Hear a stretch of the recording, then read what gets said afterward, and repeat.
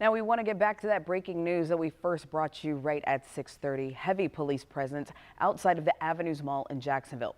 Now our Zach Wilcox arrived on the scene just moments ago. So Zach, I know you're still working to gather information, but can you describe the scene outside of the mall right now?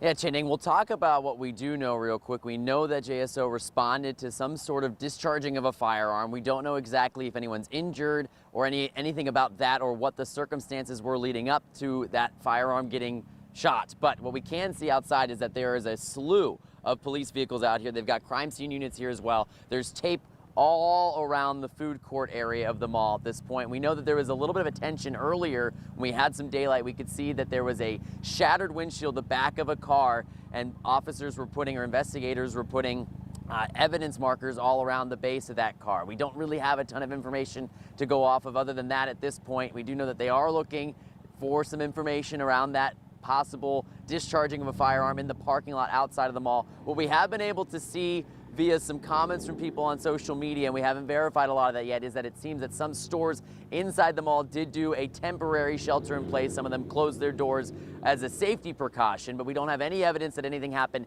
inside the mall at this point, and all the investigation seems to be centering right around the outside, the food court area, parking lot outside of the food court. And we've seen a lot of officers going back and forth from the front of the mall to this area, but most of the flashing lights are at the far side of the parking lot, right around where you would be driving around the mall. And you know, a couple of years ago, early December 2023, we covered a shooting that happened outside the mall in the parking lot. A man was shot in the face then, and that same week there was a road rage incident that resulted in an aggravated assault also in the parking lot of the mall, and that was within the same week of each other. But really haven't had, I was trying to do some searching, we haven't had a ton of headlines like that for the past 2 years here at the Avenues Mall until we got out here today and see it surrounded by caution tape.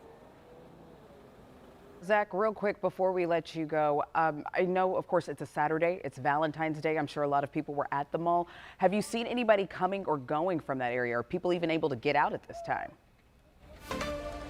Yeah, there's a little bit of confusion right now. In fact, when we pulled up, officers had to instruct us where exactly we needed to be so that we weren't interfering with the investigation. And with where the caution tape is, it's not a complete circle. So we've seen some people working their way around, walking around the mall, and officers have had to tell them to get back, to get behind the tape or to get to the other side of it so that they have this area to investigate in. So it seems that some of the area around the mall, people are able to move around freely. It's just really a lot of focus right now in clearing out this area that's right outside of the food court. There are quite a few cars inside of that area of caution tape. So it'll be interesting to see as we spend some more time here if people are able to get to their cars to leave the mall if they want to get out of this situation. At the Avenue, Zach Wilcox, First Coast News on your side.